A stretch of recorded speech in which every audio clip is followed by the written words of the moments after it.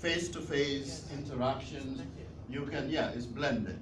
Your assessment is blended, right? And then once that matures in your respective areas, then you can shift to offering a course wholly that is non-blended. That will be a gradual process that schools and faculties will have to engage.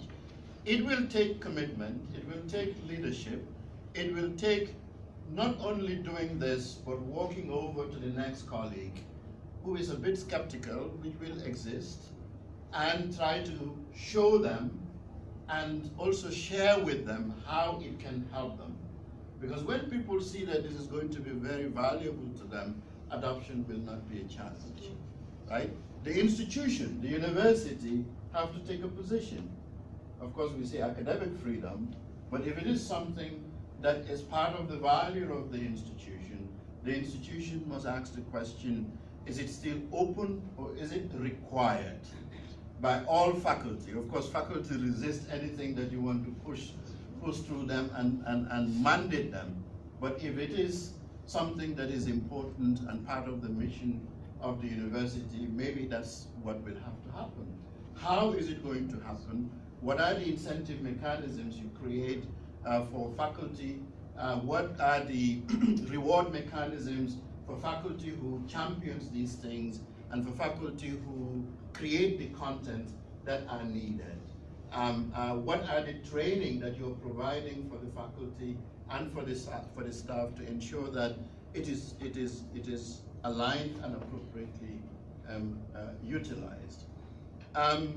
Within e-learning, even the whole e-learning ecosystem is actually disrupted. Now you have MOOCs, right? You have M-learning moving away from the E, right? And then, you know, so there are different variations that are coming. You have opportunities where institutions are creating e-learning infrastructure at zero cost, but they are excellent and well done. And some you pay a certain fee. You have this now micro degrees that exist. You have Coursera. Everybody is familiar with Coursera, right? You have Udacity, you have MITx, you have edX. These becomes assets that as an institution, as you define and design your policies, wouldn't it make sense to begin to engage and have agreements, which is happening, so that you can now take some of those and incorporate it into your e-learning infrastructure, so that it will opportune your student access to well thought out courses and content that they can also use to supplement whatever you are doing, and also your innovative faculty members and colleagues will begin to also contribute to the world courses that are ABU, that other universities will also have interest to have access. Because if you go to Coursera and you go to Udacity, it's a multiple professors from different universities who will take the time and create the content and make it with the expected excellence and rigor that other learners across the world will begin to find valuable. That further extend the bounds of the university in other global jurisdictions, that each of your faculties can create that. Can we collaborate with American University of Nigeria, where if you're in law or you are in mathematics or you're in physics, there are two faculty members that work together with the objective of creating that course that can be used in a blended learning mode, but is of quality that will work its way to Coursera or to Udacity. And there are financial rewards to the faculty members that have created and to the institution, and also add to the reputation, the further reputation in global bounds. If you look at the traditional universities, Oxford, right, and Cambridge, they resisted these things.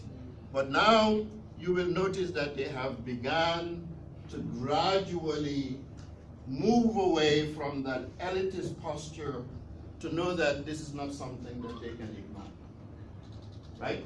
So again, welcome to the university here.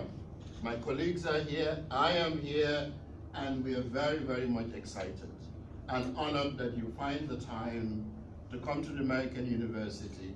And as Prof was saying, we hope that you will be able to have opportunities to interact with your counterparts, to begin a dialogue on e-learning, as well as other opportunities to collaborate moving forward. We're open for that, and when we approach e-learning, we approach it together. When we push it at the national level, you have a partner here to work with you.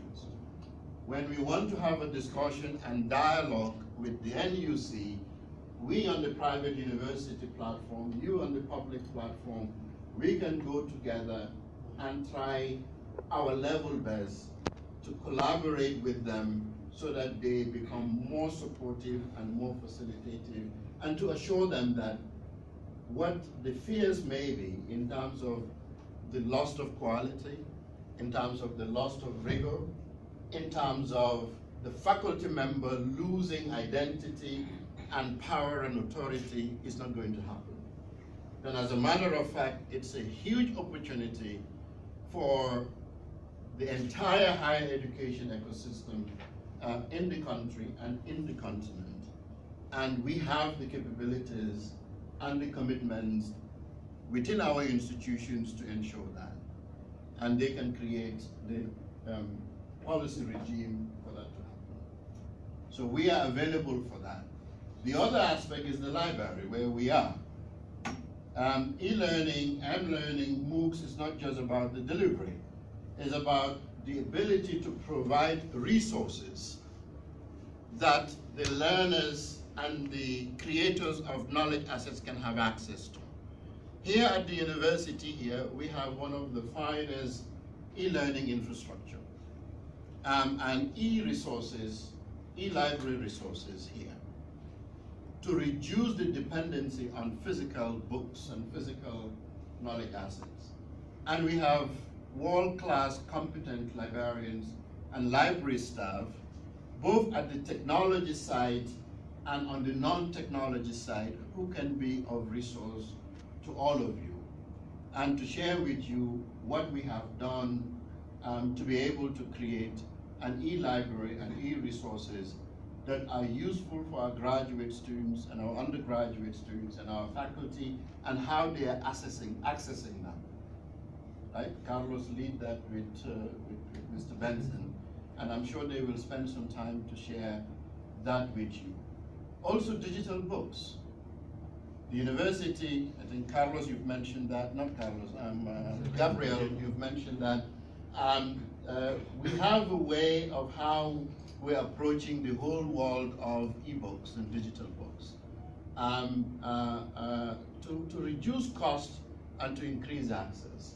Open learning resources that you may be able to get at no cost. And how do you incorporate that, and how do you ensure that the faculty members have access to that? On the infrastructure side, there are decisions that you will have to make as an institution, whether you are going to host things on-site or you're going to be on the cloud, where most of learning infrastructure or technological infrastructure are shifting. You have to evaluate what is the bandwidth capacity and what investments are needed. You might look at it as high investment, but if you look at the support mechanism and the low downtime and the support that you will get around it, maybe is an option that you might want to think about, so that faculty and the learners will not be frustrated.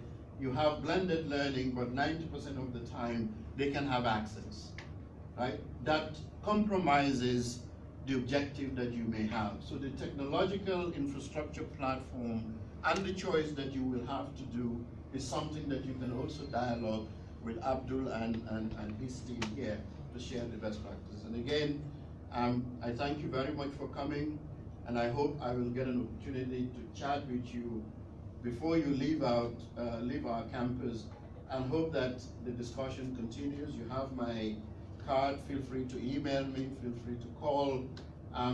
We are here to collaborate and partner and support your initiative and also to learn from all of you.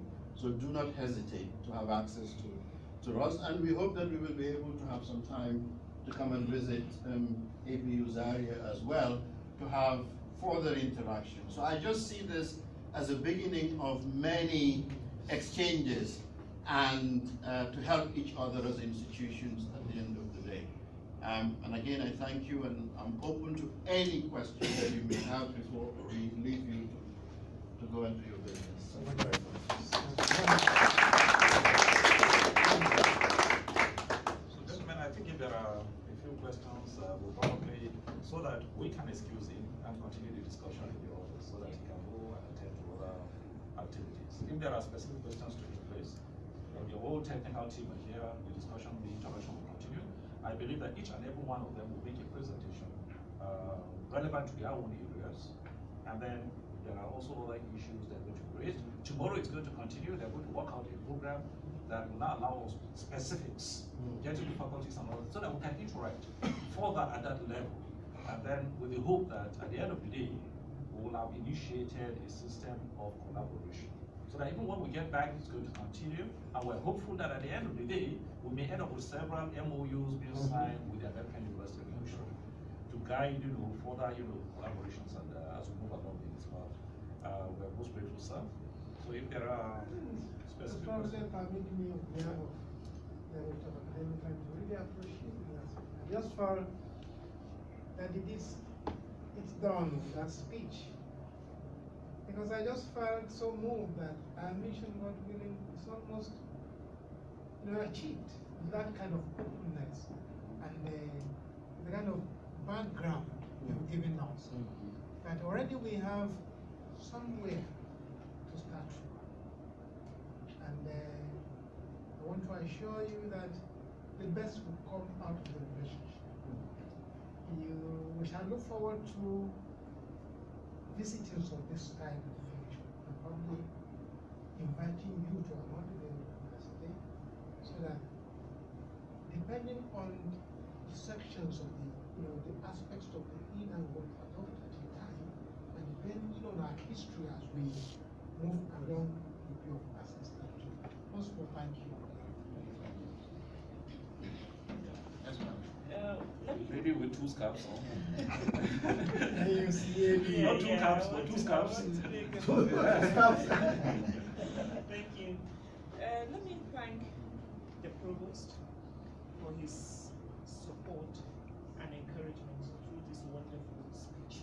I mean, we feel very comfortable. What you have said is like, we are ready to support you. We are ready to work together and see you realize your dreams, ABU. So we want to thank you for that. And I just want to make just a little clarification. Well, one of your staff that just left earlier said something about he's so happy that at last NUC has approved some kind of online arrangement, online delivery at last. Like we have been hindrance somehow, but he's happy now that we have approved this online delivery. Well, it's true, but NUC has not yet approved for any university to go fully online. But it's part of NUC's goal that ICT is integrated. Universities integrate ICT into their teaching and learning, and it depends on percentage. They can go starting gradually. So the blended aspect is very important, using e-learning and then the traditional method. And gradually, I know it's inevitable. One day, everybody has to go completely full e-learning delivery. But for now, ABU is starting to see how it can deploy, e-learning into its teaching and learning, so that we can join the rest of the world, and the AWUN will help us to do that. We'll learn a lot from you, I know. Yes, but I know soon, NUC is working towards ensuring all universities 100% e-learning comply, using ICT to ensure they get the best teaching and learning. Learner-centered, yes, education, yes. Yeah, maybe what partly also informed that is I think a few years ago, AUN was at AUC with their request for online and probably faced a straight wall in AUC over the deployment of that. And I think it partly informed that decision. But I think AUC has is largely a lot more liberal. They have approved e-learning using a blended approach, not 100% online approach. But we believe that jointly, as we move along, she moves. Yeah, in many situations, she tries to hold us back a little bit. Please take it easy, because we told her that it's inevitable that someday we're going to go 100% online. It's an inevitability. Around the world, that people are even questioning the rationale of even having schools. Yeah. That is where we've gotten to. People are even questioning the rationale. Some people will tell you that school has outlived its usefulness. And that it's possible for you not to step into any school and get every education that you want. So people are even asking, is it worth all this investment building large structures and things like that? People are even beginning to question all of that.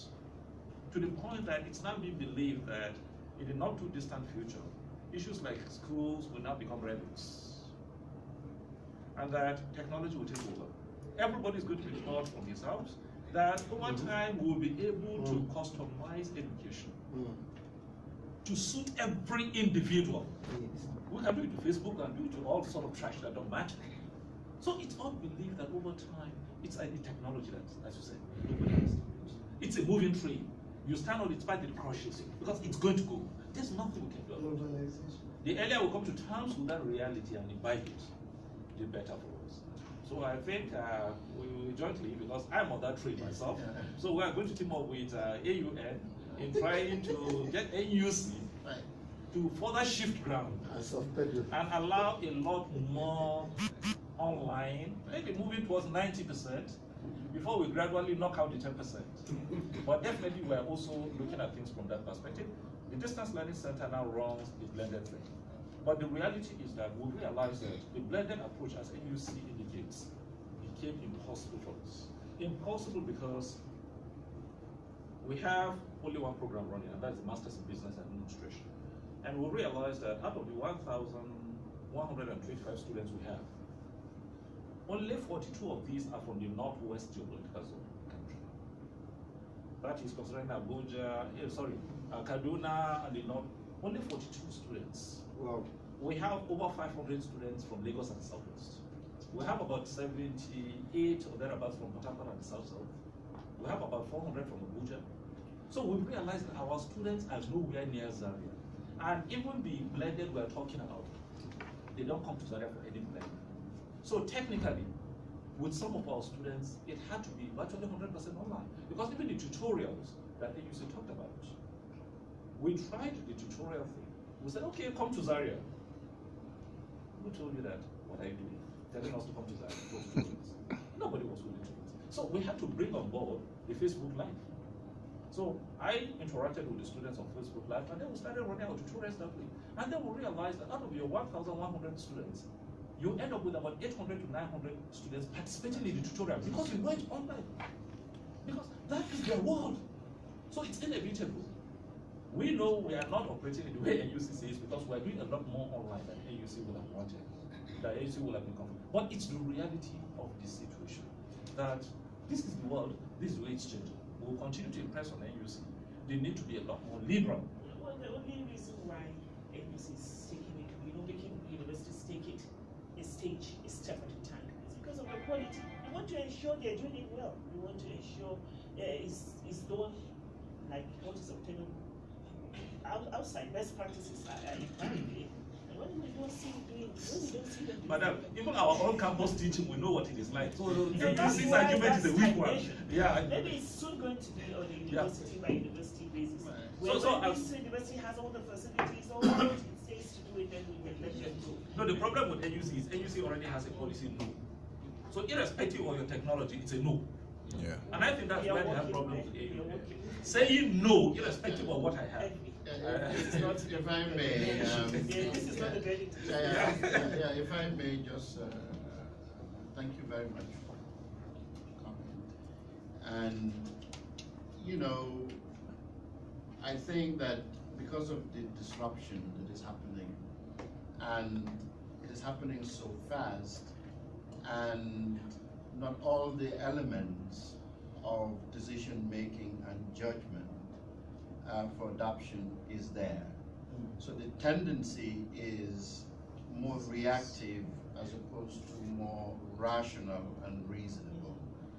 I can't wholly fault NUC for their caution, but we can't also stifle innovation. Trust is very important in technology adoption. Institutions, if we trust them as universities of quality and we accreditate them, there ought to be further element of trust, and then you monitor. And there are consequences if you are not compliant, or if the quality assurance mechanisms is not in place, then you halt and then you give them recommendations to improve. The world doesn't have luxury to wait. As he has rightly stated, universities as we know them are not what it is today when I was an undergraduate and when you were, and it's not going to be like that in the next 10 years. Lesser and less of a physical infrastructure. Universities are not going to disappear. They will metamorph to another form, which will be perhaps more modular, more agile, and smaller. We at AUN realize that. Our library, if we wanted to follow the traditional method, it will be bigger than this with the resources that we have, right? So we've already disrupted library and library infrastructure, and it is adding to efficiency and success in learning, right? So I think there is a lot of misunderstanding, misconception, and in some instances power at play, which doesn't help our collective objective of success learning and optimizing the potential of our learners and optimizing the knowledge creation and sharing of those that we have as academics and intellectuals. And the slower we go through that process, the slower the prominence of our universities become, and in the long run, it becomes more costly in fiscal and in non-fiscal terms. To resolve that, I think this is the beginning, where you have two respectable institutions who have both tried, and others, to come back together to understand the concerns of the regulatory agency and collectively put our best minds on top of it and come back to them. The onus is on us as university to assure. The onus is on the regulatory to trust us, right? So these are, I think these are important. I'm glad you raised that, and I'm glad Prof's response. They are not in contradiction. I think these are all valid exchanges that as we evolve in this, we are very honest about them. We are also cognizant of them, and those of us who are agents of either institutions to be facilitators in the process. You know, in previous years, people will tell their child that you're crazy to drop out of Harvard. It's the biggest opportunity. But we've seen people who have dropped out of these institutions, what they have created, and we are studying them. We're actually bringing them back to the institution that they have dropped out or failed out, and give them our most coveted honor. Right? So these are facts. So I think, who is NUC? NUC is supposed to be us. Those that are the decision makers and policy architects, they were former academics, right? But again, academics at what time? And academics at what mindset, right? You can't blame them, no. But those of us who feel that we are at a totally different mindset, we have to continuously engage them, and hopefully, rather than opening up a Pandora's box, to strategically, gradually target institutions that have the potential and allow them.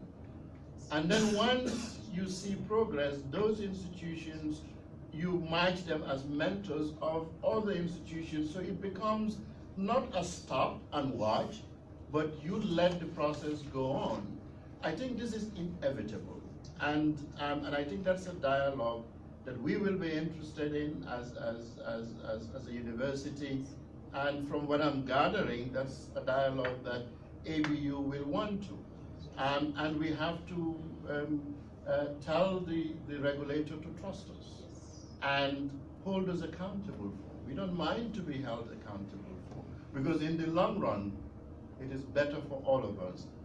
Of course, we have to be cognizant of their concerns, because in the non-e and digital world that is uncontrollable, even what we have control of in the physical traditional sense of universities, there are serious concerns there. So of course they fear that those serious physical quality issues that our universities and learning institutions are saddled with will morph to the digital platform, and it becomes a bigger challenge. But I don't think the solution is stopping it. The solution will be, yes, we know that there are these physical challenges and we fear of replicability of them in the digital world. Can you assure us and evidence to us that you will be able to guard against that? Yes, it is blending today, but allow us also to gradually move, maybe not all degree programs, but maybe some that can evidence to meet. Right, so I think I agree with Prof here that it's not a finger pointing. I think as far as I can remember, this discussion and this dialogue continues. And time is going. Technological innovations in the digital space is not waiting and is expanding. Our students whom we are bringing in to prepare to be 21st century and beyond compliant are becoming restless. They are actually taking courses in these institutions, and sooner or later they will tell us to hell with your degree. Because now you can go to Coursera and shop for courses onto a particular degree, and you can choose not to pay for it, or you can pay $50 for it and have an MIT course, or a Harvard course, or a Stanford course, and you can take all these courses together. Your knowledge acquisition is not less than Abubakar that come to my university and get my degree. There's a probability that Michael, who went through that digital degreeing on his own, sitting on a beach, have a better knowledge content than I do, me who come and be denied that opportunity for regulatory framework. So in essence, I think this is a hugely important discussion that we cannot exhaust, but it must continue, and we are the ones that can convince the regulatory without doubt that we have the competence, we have the infrastructure, we have the capability, we have the policy regimes to ensure that the fears they have are put to rest, and we are open to be accounted for. I think you who is the agent of NUC can facilitate this revisit of this discussion, that there is a university in Yola called American University of Nigeria, and of course I am visiting ABU, and it have these interesting academics who believe that they are ready to meet up whatever requirements that you want to put on them. Not to go massively, but to go gradually beyond blend. Blend is happening, but the train is gone a long time ago, and our learners are restless and don't want to be denied what their peers are opportune to have globally, and they already have access to them.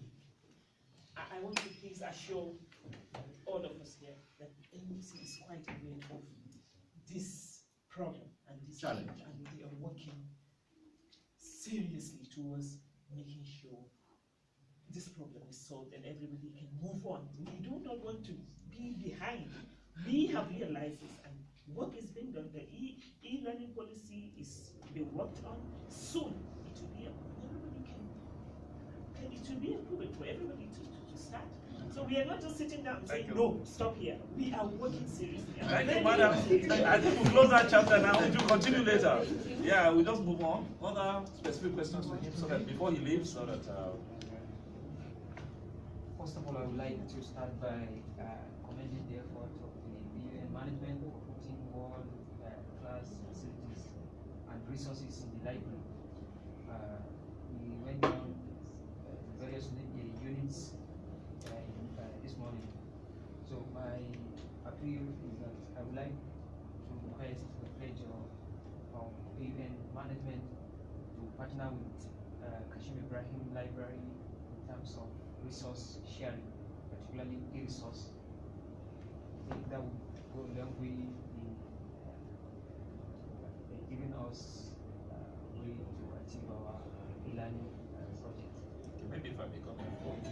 I think he has given a blanket statement that let's just look at all areas that potentially we can collaborate. Now your detailed discussion with the library team will be able to crystallize the areas in more specific terms now of where these collaborations will be. And then as a result of that, we've also told you that we're looking at things from the perspective of it resulting in an MOU, a memorandum of understanding at the end of the day. So when he leaves, the various individuals will have further discussions with us. And then by tomorrow, there will be a more detailed, tomorrow we are not going to be this way. Individuals will now go and interact with areas of interest. Okay? So they're going to map us with areas of interest so that you interact with that area of interest. That way you will be able to crystallize and be more specific about what you think we can. So that when we go back there, we discuss with our superiors that we're going to have a comprehensive report about our intent, and then we'll communicate to our superiors, these are the potential areas we saw. Okay? And then thereafter we believe that it can be followed up. Okay?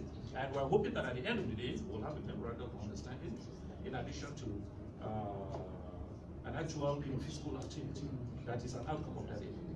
So I think anything else for him before he, yeah. Thank you very much, sir. My own question is not really a question, but like a request. Maybe tomorrow when we want to do the talking points, I would like to ask for permission. Maybe I can just talk to a few students, have a focus group discussion with them, ask them some questions. Sure, that can be arranged. Thank you. Okay, thank you very much, sir. Actually, we would like to say thank you for a very wonderful discourse. And then after that, I would also want to ask that you see the issue of e-learning is not actually something new. Even in the ABU, I want to assure you that most of the facilities that are needed are actually but we have some fundamental bureaucratic challenges. We have some kind of compliance issues with the faculty members actually, and some other things. And I believe as a big elephant like ABU, it's not easy for a university for things like that to go so fast as we have gone. But now that we are trying to rationalize things, to revise everything, and also move as fast as we can, now I believe that coming here will be a very good opportunity for us to learn from most of your challenges. Actually, I think it's worthy for us to understand the area of strengths and weaknesses and some fundamental challenges that you face when you try to embark on digital learning and teaching. So, from your discussion, I had a little view of things that has to do with the challenges, and as a leader, I believe you can have a lot of stories to tell, but in brief, at least we graduates know some little challenges or some things that we can now build upon so that we can. Sure. I think once you go to your breakout individual meetings, you will begin to focus on those specifics based on specific aspects. Some of it I've touched on, which is broadly, let's say, on the infrastructure, the choice. Are you going to host on-prem or are you going to go cloud? You're opportune today to have that opportunity without the cost of hosting on-prem. But there are consequences on both. Our IT folks will tell you what is the consequences if you host on-prem: security, power, talent, and so on and so forth, and cost. If you go on cloud, yes, you might get all of these taken out, but you need a huge pipe to be able to have uninterrupted access, but it provides you maybe a cheaper solution on the long run. Maybe on the onset, your capital outlay must be higher. So these are things that when you begin to interact with my colleagues, they will be able to give you their own experience as it relates here. The point you've touched on, which I hate to go to the NUC, but I would say that NUC is not absolutely wrong, because if internally we are yet to be fully trusting of our own learning environment's ability, then even internally in the institution, and that's why I say that NUC must trust the university, because the university will also have their own quality assurance in terms of who move beyond the blending. And academic planning, the deans, the heads of departments will ensure that only departments and programs that can evidence that they can go beyond blend can go to the next level. So these are internal administrative management things that with the right folks, maybe they will have to come to this committee to make the justification, and then the institution allow them and they monitor that. So, so the same concerns that the regulator have, we also have internally. The question is, are we addressing it properly? So that's also a challenge that you will have. Adoption. Are all your faculty adopting?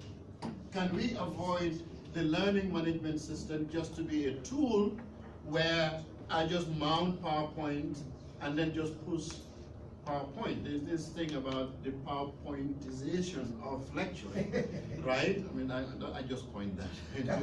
I'm not even sure whether it exists. But, you know, today's lecturers, I mean, if you talk to your former professor who taught you at Zaria, and then comes to your class and see you putting PowerPoints and just clicking buttons and reading on the slides going, he or she will be horrified that you are not teaching. That's true. Right? So these are things that are internal, and I think one of the most fundamental challenges is how to do e-learning, whether blended or otherwise, using best practices, best pedagogical practices, so that it's not just a piece of software and tool where you just push things to the students. That's not learning. It's a whole learning mechanism and approach and style that faculty are not trained to be. What is the institution's response to ensure that all the faculty are trained in this new form of teaching and learning?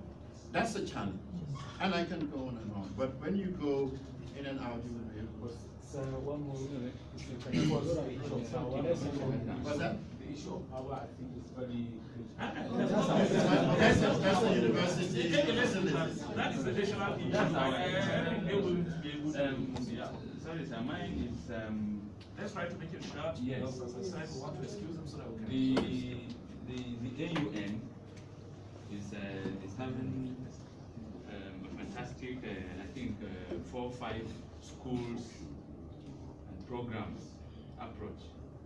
Now, is there any thinking for expansion in the next 5, 10 years, going into maybe agriculture? That's my area.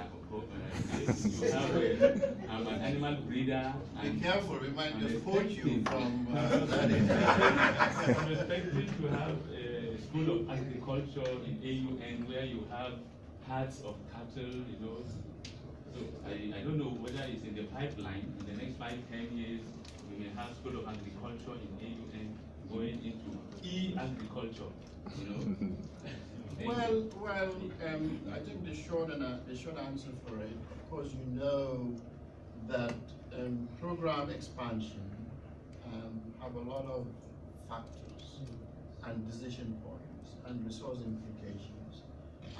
Yes, as a university, you want to emerge and incorporate disciplines that can impact national development and continent-wide development. The question is a timing issue. When are they going to happen? Of course, we're interested in all continuum of knowledge that falls within that category. And agriculture is on the radar. The question is when. The question is what aspect of agriculture is more strategic for the university to harness its existing competencies to adopt. Is it agri-science? Is it animal husbandry? Is it horticulture? Are others doing that already better than we could ever imagine? Then are there any other pockets of agriculture that we are interested? Yes, it is in our mind. Whether it is, I would call it e-agriculture, when we say smart agriculture, right? That is hugely data-driven. That is of interest because we have strong computer science and strong computer engineering, software engineering, information systems faculty who can use agriculture as a domain. So that is something that is of interest to us, whether we adopt a degree program immediately or it becomes a collaborative platform that is of interest. Other programs are being planned for. You have to have the space, meaning the learning space. You have to be able to have access to the caliber of faculty that we will be looking for. So in short, the institution is interested in strategic growth that we can make a difference. And not just having programs upon programs and growing the numbers, because there is a cost to growing the numbers. And when you have the large numbers on campus, that's actually bigger justification for e-learning and digital infrastructure, because the universities today are having 120,000 students because of the solid e-learning infrastructure that they have. And they are addressing the diversity needs of different types and forms of learners. So it's an opportunity actually to broaden the campus. So I'm not sure whether I've answered your question, but in short, we are interested, but it's a strategic